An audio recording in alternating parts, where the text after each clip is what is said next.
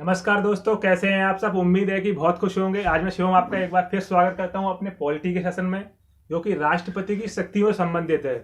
तो राष्ट्रपति में क्या क्या पावर होती है, कितने कितनी पावर होती है, ये नाम मात्र का हेड है या कुछ इसके पास पावर भी है, वो आज सब हम देखेंगे। बिल्कुल सरल भाषा में एकदम समझ के देखेंगे इसको। तो सबसे पहले तो आप ये जान लीजिए कि राष्ट्रपति की क्या देखेंगे, राष्ट्रपति कैसे काम करता है। राष्ट्रपति या तो अपनी शक्तियों का स्वयं प्रयोग करेगा, क्या स्वयं स्वयं प्रयोग करेगा, स्वयं करेगा, या अपने अधीनस्थों के माध्यम से, अधीनस्थ अधीनस्थ या अधीनस्थों के माध्यम से प्रयोग करेगा। इसका मतलब यह है कि या तो वो खुद ही अपना काम कर लेगा या अपने सबॉर्डिनेट मतलब असिस्टेंट जो उससे नीचे के व्यक्ति उनसे काम करवाएगा, ऑर्डर देगा। ठीक है। उसके बाद सबसे पहले हम बात करते हैं कार्यपालिका की शक्तियां। कार्यपालिका कार्यपालिका कार्यपालिका शक्ति कार्यपालिका शक्ति मतलब एग्जीक्यूटिव पावर। एग्जीक्यूटिव पावर किसकी? राष्ट्रपति की। राष्ट्रपति की एग्जीक्यूटिव पावर क्या क्या होती है? सबसे पहले तो होती है अपॉइंटमेंट कर देना। भैया अपॉइंटमेंट कैसे करेगा? अपॉइंटमेंट का मतलब ये होता है कि नियुक्ति। जब भाई साहब अपनी किसी की नौकरी लगती है, कोई ना कोई तो नियुक्ति करता है ना आपकी। वैसे ही अगर कोई नियुक्ति करेगा तो कौन करेगा? राष्ट्रपति। पहली पावर क्या होगी? नियुक्ति। नियुक्ति से संबंधित। नियुक्ति किसकी कर सकता है? ये किसकी करेगा? कर सकता नहीं, करेगा। किसकी? पीएम, प्रधानमंत्री, प्राइम मिनिस्टर और उसके मंत्री की। प्रधानमंत्री सलाह देगा, भैया इनकी कर दो, इनको बिठा दो गद्दी पे। तो राष्ट्रपति कहेगा, लो भाई से बिठा देते हैं इसको गद्दी पे, क्या दिक्कत है हमारी? हमारे साइन मारना है, केवल मार दिया, साइन बिठा दिया। उसके बाद CAG, comptroller and auditor general. इसकी भी नियुक्ति कौन करता है? भारत का महालेखा परीक्षक। ये तो आपको पता होगा, इसको अलग से पढ़ाएंगे कैग को। इसकी भी नियुक्ति कौन करेगा? राष्ट्रपति। सुप्रीम कोर्ट के मुख्य न्यायाधीश की नियुक्ति और हाई कोर्ट के भी न्यायाधीश की नियुक्ति कौन करता है? राष्ट्रपति करता है। इस बात को आप अपने दिमाग में बिठा लीजिए। और एक बहुत ही महत्वपूर्ण पद है हमारे में, मुख्य चुनाव आयुक्त, chief election commissioner of India. मतलब मुख्य चुनाव आयुक्त। मुख्य चुनाव आयुक्त, इसकी भी नियुक्ति कौन करता है? राष्ट्रपति। तो राष्ट्रपति की पहली पावर क्या होगी? नियुक्ति से संबंधित, जो कि कार्यपालिका शक्ति उसमें आता है। किसमें? कार्यपालिका शक्ति में, एग्जीक्यूटिव पावर में आता है। उसके बाद चलते हैं अंतरराज्यीय परिषद।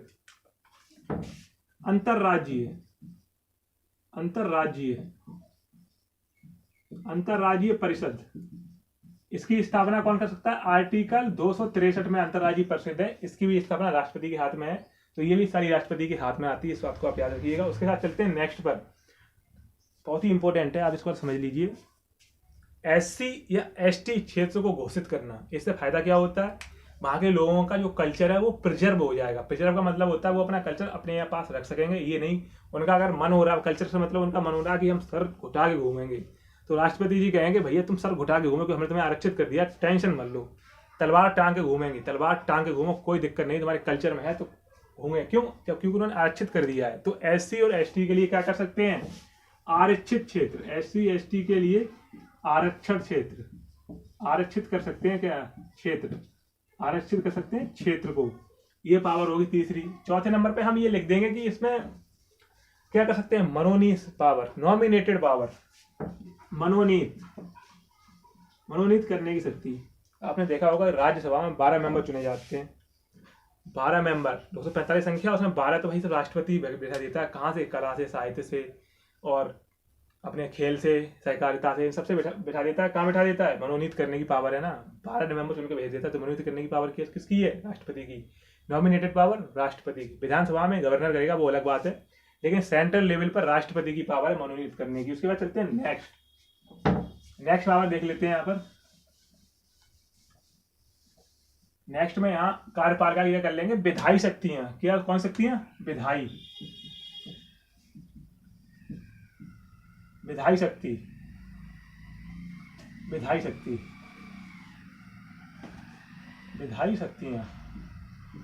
विधायी शक्तियां सबसे बड़ी पावर राष्ट्रपति का हस्ताक्षर का भी है भाई साहब। राष्ट्रपति हस्ताक्षर मार देगा तो इतने काम हो जाएंगे आपके कि सोचो मत। जब राष्ट्रपति किसी भी बिल पर हस्ताक्षर मारेगा तभी वो पास होगा, क्योंकि संसद का वो अभिन्न अंग है। अगर लोकसभा राज्यसभा पास कर देंगी उसके बाद राष्ट्रपति साइन नहीं लगाएगा, राष्ट्रपति साइन नहीं करेगा, रामनाथ कोविंद जी साइन ऐसे करके नहीं मारेंगे चिड़िया, तब तक वो बिल पास नहीं होगा। अब जब बिल पास नहीं होगा तो कानून नहीं बनेगा, कानून नहीं बनेगा तो समस्या आ जाएंगी। इसलिए राष्ट्रपति के हस्ताक्षर सबसे ज्यादा मान्य होते हैं, मतलब सबसे इंपॉर्टेंट पावरफुल हस्ताक्षर है राष्ट्रपति का, और ये सबसे किसमें आता है, विधायी शक्तियों में। उसके बाद संसद का अभिन्न अंग हो गया। उसके बाद अध्यादेश जारी करने की शक्ति, अध्यादेश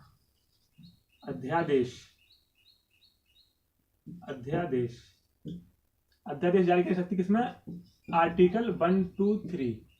इसको याद रखना बहुत ही इंपॉर्टेंट है। अध्यादेश का मतलब होता है ऑर्डिनेंस, एक टेम्परेरी कानून, मतलब अस्थायी रूप से कानून।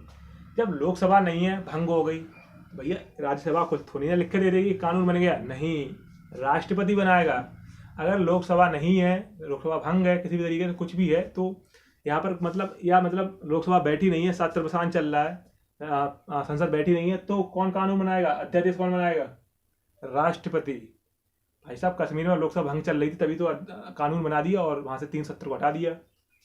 वो महबूबा मुफ्ती की गलती थी, लेकिन वो मानने को गलती तैयार नहीं है, कभी नहीं हटेगा, और 20 बार सरकार और आ जाए भाजपा की तब भी नहीं हटेगा, इस तरीके से बात हो रही थी, लेकिन सब हट गया, क्योंकि वो अध्यादेश की पावर है, राष्ट्रपति की पावर है। क्या, 1 2 3, मतलब 3 लोगों का काम अकेले कर दिया, 3 चीजों का अकेले कर देगा कौन, राष्ट्रपति।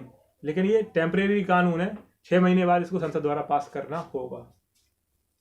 1 2 3, 1 पर लोकसभा, सेकंड पर राज्यसभा, तीसरे पर राष्ट्रपति। तो तीनों लोगों का काम कौन कर दिया, राष्ट्रपति। तो 1 2 3 इस तरीके से याद रखिएगा, तीनों अगर काम हो रहे हैं 1 2 3, तो वो क्या है, अध्यादेश। इस ट्रिक याद रखिए, अनुच्छेद 123 अध्यादेश से संबंधित है। उसके बाद नेक्स्ट चलते हैं, अध्यादेश की पावर होगी संसद को भंग करना, संसद का सत्रवसान करना, संसद को बुलाना। ये किसका काम है, संसद को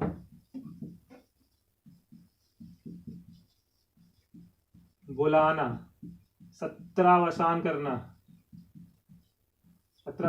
और भंग करना राष्ट्रपति की पावर है, ये आप समझ लीजिए। संसद को बुलाना जब बुलाएगा उसका सत्रावसान कर सकता है और भंग भी कर सकता है, राष्ट्रपति की शक्ति है। उसके बाद हम चलते हैं संयुक्त अधिवेशन पर। जब भैया आपने देखा होगा कि लॉ पास नहीं हो रहा है, लोकसभा पास कर दे रही तो राज्यसभा खारिज कर रही है, राज्यसभा पास कर रही तो लोकसभा खारिज कर रही है, राष्ट्रपति हो गए परेशान जी, भैया कोई पास ही नहीं कर रहा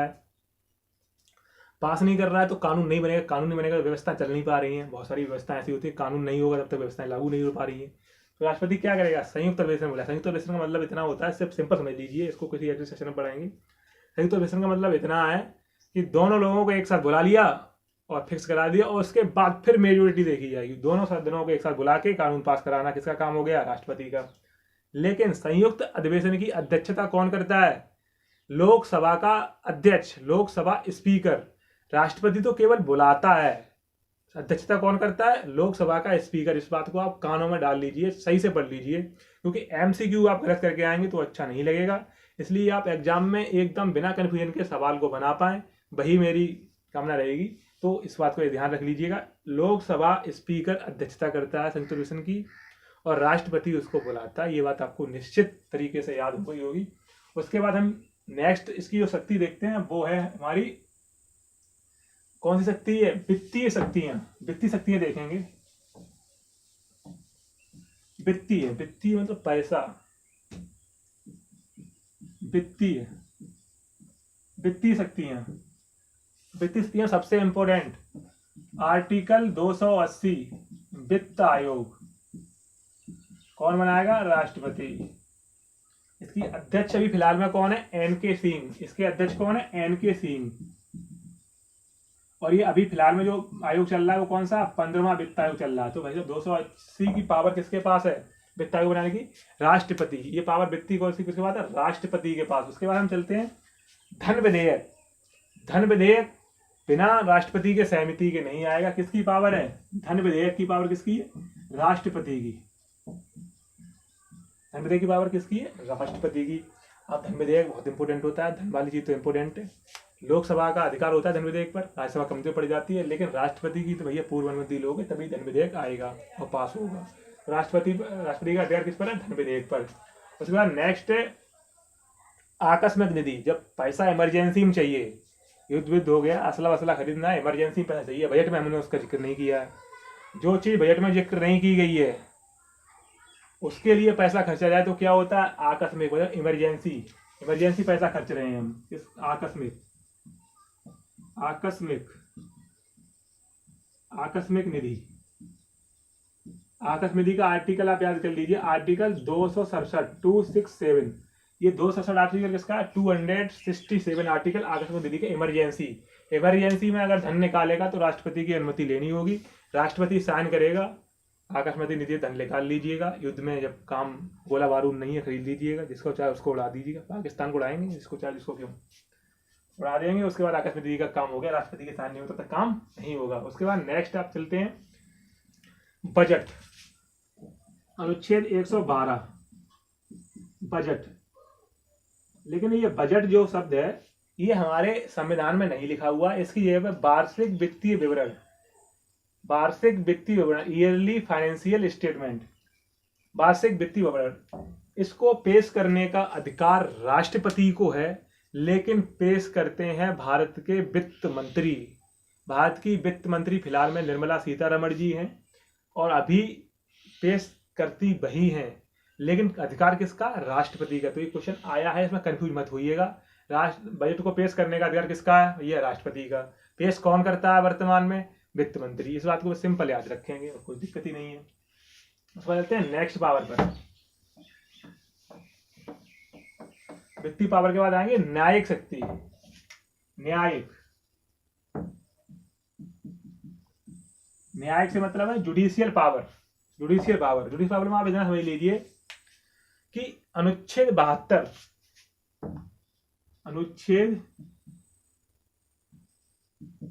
72 क्षमादान, इसको याद करने की भी ट्रिक है, पहले आपको याद करने की ट्रिक समझ लीजिए। 7-2 हिंदी में इसको क्या पढ़ेंगे, 7-2, 7-2।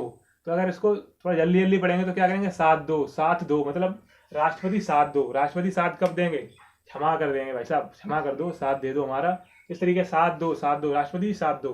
भैया फांसी लग गई है, अब भागता हुआ एक आदमी आया, 7-2, 7-2, 7-2, 7-2 मतलब 7-2, 7-2 मतलब आप इस तरीके से याद रख लेंगे। राष्ट्रपति ने क्षमा कर दिया तो कैसे करेगा, 72। रेलवे, चपरासी, गैंगमैन, इन सब में 72 ही पूछा जाएगा। लेकिन अगर किसी आप सही से परीक्षा देंगे तो उसमें क्षमादान के प्रकार भी पूछे जाते हैं, 5 प्रकार के क्षमादान कर सकता है, वो अलग है, वो किसी नेक्स्ट वीडियो आपको पढ़ाएंगे अगर आपको उस तरीके से पढ़ना है। तो अभी सिर्फ राष्ट्रपति की शक्तियों पर फोकस करना, भटकना नहीं है। तो राष्ट्रपति की शक्ति क्या है, क्षमादान करने की। राष्ट्रपति चाहे तो किसी की फांसी माफ कर सकता है, चाहे तो किसी की सजा भी कम कर सकता है, चाहे तो उसकी सजा निल कर सकता है, कुछ भी कर सकता है, मतलब उसको क्षमा कर सकता है किसी भी तरीके से। उसके बाद नेक्स्ट अनुच्छेद 143, अनुच्छेद 143 मतलब राष्ट्रपति सुप्रीम कोर्ट के मुख्य न्यायाधीश से सलाह मांग सकता है, लेकिन सलाह मांगने के बाद राष्ट्रपति की अपनी इच्छा पर निर्भर करता है कि वो सलाह को माने या ना माने, माने या ना माने। मतलब डॉन, राष्ट्रपति डॉन बन गया यहाँ पर। 143 सलाह मानेगा नहीं मानेगा, अच्छी लगी मानेंगे, अच्छी लगी नहीं मानेंगे, इस तरीके से होता है ना। 143 सुप्रीम कोर्ट से सलाह मांगने की शक्ति किसकी है, राष्ट्रपति की है, न्यायिक शक्तियों में आती है। इसके बाद सैन्य शक्ति को देख लेते हैं एक बार। सैन्य शक्ति, आपको कोई जरूरी नहीं है कि आप कैटेगरी वाइज याद रखें, लेकिन ये शक्ति को समझ लीजिएगा। ये कोई मतलब खास नहीं है ना, लेकिन चीजें बताइए जो फैक्ट है उसको याद रखिएगा। अलग अलग करके पढ़ने में थोड़ा याद जल्दी हो जाता है, टेबल फॉर्म में अलग अलग शक्तियां समझाएंगे तो आपको याद हो जाएंगी, आपके मेन आंसर राइटिंग में बहुत काम में आएंगी। सैन्य शक्तियां, सैन्य में आप देखें तीनों सेनाओं का प्रमुख, तीनों सेनाओं का प्रमुख मतलब अध्यक्ष। तीनों सेनाओं का प्रमुख कौन होता है, अध्यक्ष, राष्ट्रपति। राष्ट्रपति तीनों सेनाओं का प्रमुख होता है, अध्यक्ष होता है, मतलब तीनों जगह नंबर 1 भाई साहब हैं, कौन है, राष्ट्रपति जी। चाहें तो इनका काम क्या होता है, अगर किसी को ऑर्डर देना है कि अटैक, मतलब पाकिस्तान युद्ध करना है, तो राष्ट्रपति के साइन के बिना अटैक नहीं हो सकता। राष्ट्रपति जब तक ऑर्डर नहीं देगा कि किसी देश पर अटैक करना है तभी अटैक होगा। जब लिखित में तो परमिशन किसकी चाहिए, राष्ट्रपति की। बाकी कुछ होता हो हमें क्या लेना देना, लेकिन लिखित में किसकी चाहिए, राष्ट्रपति की। युद्ध स्टार्ट करने के लिए, युद्ध विराम करने के लिए, मतलब युद्ध को खत्म करना हो तभी राष्ट्रपति की जरूरत पड़ेगी। किसी देश पर परमाणु हमला करना है या नहीं करना है वो भी कौन करेगा, राष्ट्रपति ही इसकी अनुमति देगा। तो ये बात आपको समझ में आ गई होगी। इसके बाद चलते हैं हम कि आपातकालीन शक्तियों पर, आपातकालीन शक्तियां, आपातकालीन शक्तियां बहुत इंपॉर्टेंट है। आपातकालीन शक्तियां बहुत इंपॉर्टेंट है। आपातकालीन शक्तियां आप समझ लीजिए 352 अनुच्छेद है ये, 356 और 360 अनुच्छेद है, आर्टिकल ए लिख लीजिए शॉर्ट में। 352 क्या होता है? राष्ट्रीय आपातकाल। 352 क्या? राष्ट्रीय आपातकाल। बहुत इंपॉर्टेंट है, इसलिए मैं सारी चीज लिख रहा हूं यहाँ पर, बहुत ही ज्यादा इंपॉर्टेंट है ये वाला टॉपिक यहाँ पर। राष्ट्रीय आपातकाल ये कितनी बार लग चुका है? 3 बार लग चुका है। और ये किस किन बिंदुओं पर लगता है? मतलब बाह्य आक्रमण, बाह्य आक्रमण का मतलब होता है युद्ध, और सशस्त्र विद्रोह, सशस्त्र विद्रोह मतलब बंदूक, कट्टा, तमंचा, चाकू लेकर अगर कोई विद्रोह करेगा सशस्त्र विद्रोह माना जाएगा। और ऐसे ही धरना देगा तो कोई सशस्त्र विद्रोह नहीं है।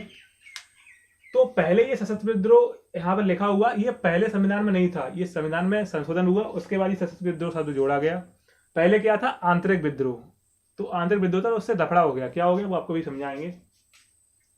ये जो हमारा राष्ट्रीय आपातकाल है ये 3 बार लगाया गया। कितनी बार? 3 बार। नंबर 1 1962 में इंडिया और चाइना के युद्ध में। नंबर 2 1972 इंडिया पाकिस्तान युद्ध में। नंबर 3 महारानी जी ने लगा दिया 1975 में। महारानी मतलब इंदिरा गांधी। इंदिरा गांधी लगा दी भैया, कान पकड़ के लोगों को बहुत मारा। वो उन्हीं को पता है जो 1975 में जिंदा थे जवानी में। तो यहाँ पर ये शब्द आंतरिक विद्रोह था इसलिए लगा लिया। तो लोग जेपी आंदोलन आपने सुना होगा, जेपी बिहार के नेता थे जेपी जी। तो इंदिरा गांधी ने जीना हराम कर दिया था, तो उस चक्कर में उन्होंने आके डर गई और उन्होंने 1975 इमरजेंसी लगा दी और अपने पावर सारी अपने हाथों में ले ली। तो वहाँ पर शब्द कौन सा था? आंतरिक विद्रोह, मतलब आंतरिक हलचल हो गई, उसमें इमरजेंसी लगा दी। लेकिन अब वो इस टाइम पर अगर होती तो नहीं लगा पाती। क्यों? क्योंकि सशस्त्र विद्रोह यहाँ पर लिखा हुआ संविधान में, संविधान का उल्लंघन होता, राष्ट्रपति जी कान पकड़ के प्रधानमंत्री के पद से बाहर कर देते और किसी भी तरीके से सुप्रीम कोर्ट के जज में उन पर केस चलता। बहुमत है वो अपनी जगह है, लेकिन संविधान के अनुरूप काम नहीं करेंगे तो सुप्रीम कोर्ट उस पर अपनी तरीके से उन पर विराम लगाएगा।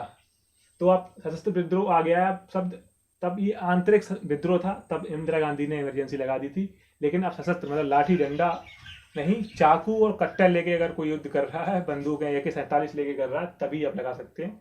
तो ये 3 बार लगाते हैं, तो आप समझ गए होंगे। फिर आते हैं नेक्स्ट 356 पर। 356 में क्या है? 356 में है आपका राष्ट्रपति शासन। राष्ट्रपति शासन, राष्ट्रपत्नी शासन नहीं, राष्ट्रपति शासन। राष्ट्रपति शासन, इसकी गिनती नहीं है कितनी बार लग गया है।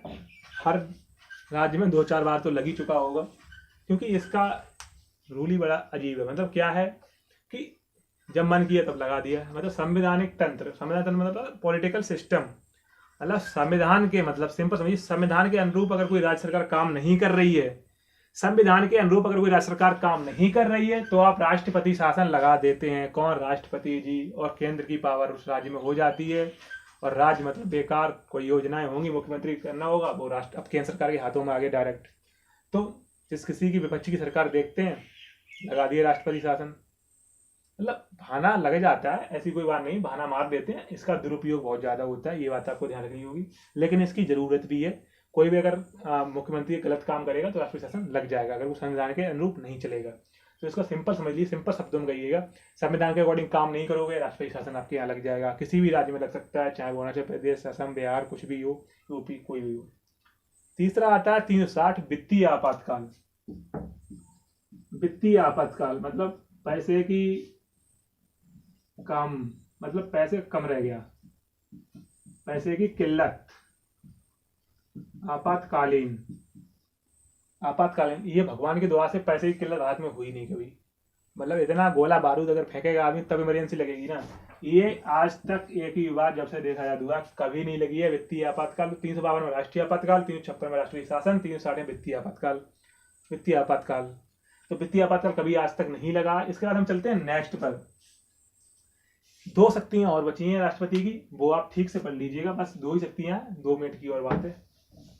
तब तक आप वीडियो को एक बार लाइक कर दीजिएगा, अगर आपने अभी तक लाइक नहीं किया है एक बार लाइक कर दीजिएगा वीडियो को। अगर आपको पसंद आ रही है वीडियो तो आप लाइक कर दीजिएगा। उसके बाद चलते हैं वीटो पावर, राष्ट्रपति की वीटो पावर।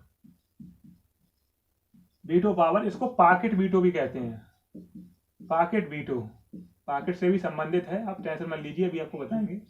पॉकेट वीटो या वीटो पावर। वीटो पावर क्या होता है ये? जब मान लो किसी राष्ट्रपति चाहें तो किसी बिल को पास नहीं करेंगे, साइन नहीं करेंगे तो पास नहीं होगा। राष्ट्रपति अगर चाह लें, ऐसा ज्ञानी जैल सिंह चाह लिया था एक बार, बिल पास नहीं होने दिया, तो उस तरीके से ये चाहे तो अपने पास रख सकते हैं। तो क्या करते हैं, पॉकेट, अपनी जेब में डाल लिया। हमारी जेब नहीं है, लेकिन राष्ट्रपति की बड़ी सी जेब है, एकदम बढ़िया वाला सूट पहने रहते हैं वो, तो पॉकेट में डाल लेते हैं अपना बिल। उसके बाद कभी वो पास नहीं हो सकता, क्योंकि वो चाहे तो वापस करें, चाहे तो जेब में ही पड़ा रहने दें। इस तरीके से किसी बिल को अपने पास रख सकते हैं राष्ट्रपति जी, तो उसको वीटो पावर कहते हैं। मतलब किसी बिल को नहीं पास होने देंगे, अपने पास रख लेंगे, उसको उसकी पावर क्या कह देंगे, वीटो पावर कहेंगे। उसके बाद एक पावर है इसकी, इनकी स्वविवेक की शक्ति, विवेक की शक्ति, स्वविवेक शक्ति। स्वविवेक शक्ति क्या है? अगर किसी राज्य में पूर्ण बहुमत नहीं मिला है, जैसे अगर किसी राज्य में 100 सीटें हैं, 100 सीटें किसी राज्य में, तो ए को मिलेंगी 33, बी को मिल गई 34 और सी को मिल गई 33। तो राष्ट्रपति इन तीनों में से किसी से भी कह सकता है, भैया अपनी सरकार बनाने के लिए पहले 50+1, मतलब आधी सीटों से एक ज्यादा होनी चाहिए। पूर्ण बहुमत के लिए कितना होना चाहिए? आधी सीटों से एक ज्यादा। तो इन सब से तो बी की ज्यादा है, लेकिन हाफ मेजोरिटी चाहिए। मतलब कितनी चाहिए? मेजोरिटी चाहिए। मेजोरिटी क्या होता है? 50+1, 50%+1 सीटें अगर होंगी, मतलब पूर्ण बहुमत हो जाएगा। कितनी? आधी से एक ज्यादा सीट हो जाएगी, तो पूर्ण बहुमत कहलाता है वो। तो पूर्ण बहुमत करने की सलाह कौन देगा? राष्ट्रपति देगा। राष्ट्रपति इन तीनों में से देखेगा कौन सरकार चलाएगा, तो उसके विवेक के ऊपर, मतलब बुद्धि से अपनी काम करेगा और कहेगा भैया इनमें से एक को, बी को, ए को या सी को सरकार बनाओ, बहुमत दिखाओ और अपनी सरकार चलाओ। उसके बाद नेक्स्ट पावर हम देखते हैं, एक लास्ट बार बची है राजनैतिक शक्ति। राजनैतिक शक्ति आप मौके समझ लीजिए। राजनैतिक शक्ति जैसे कि हमारा कहीं देश में राजदूत जाता है, तो राजदूत जाएगा तो साइन वाइन करेगा ना, बीजा भैया सब बनाएगा, जिसको जो भी होगा कागज बनाएंगे तो उसमें साइन रहेंगे। मतलब Modi, Amit Shah, defence minister, home minister, सबके साइन करवा लेगा। लेकिन अगर राष्ट्रपति के साइन नहीं होंगे तो किसी भी देश में उसको राजदूत के पद पर रख नहीं सकते। क्यों? क्योंकि जब भी वहां देखेगा तो राष्ट्रपति के साइन देखेगा। राष्ट्रपति के साइन सबसे सर्वोपरि है। राष्ट्रपति के साइन के बिना कोई राजदूत ना बन सकता है, ना अपने देश में कोई राष्ट्रपति रह सकता है, ना किसी देश में जा सकता है। तो राजदूत को भेजने की शक्ति, यहाँ बुलाने की शक्ति, तो राष्ट्रपति साइन करेगा, वही राजदूत फिर यहाँ बनेगा। और कहीं जाएगा राजदूत यहाँ का, तब भी उसके वीजा के जहाँ भी सिग्नेचर होने का होता है वहाँ पर राष्ट्रपति ही करेगा। तो उम्मीद है कि ये बात आपको सही समझ में आई होंगी। तो इसमें भी आपको विधायी शक्तियाँ, कार्यपालिका की शक्तियाँ, सैन्य शक्तियाँ जितनी भी आपको पढ़ाई हैं, उम्मीद है बहुत अच्छी समझ में आई है। अगर आपको समझ में नहीं है तो एक बार वीडियो को दोबारा देखिएगा, वीडियो को पॉज कीजिएगा और कमेंट कीजिएगा कि आपको कौन सी शक्ति समझ में नहीं आई है। तो आप इस वीडियो को प्लीज़ करके शेयर कर दीजिएगा, कृपया करके। आपको ये अच्छी लगी है लाइक भी कीजिएगा, चैनल को सब्सक्राइब कीजिएगा। तब तक के लिए आप अपना ख्याल रखिएगा। जय हिंद।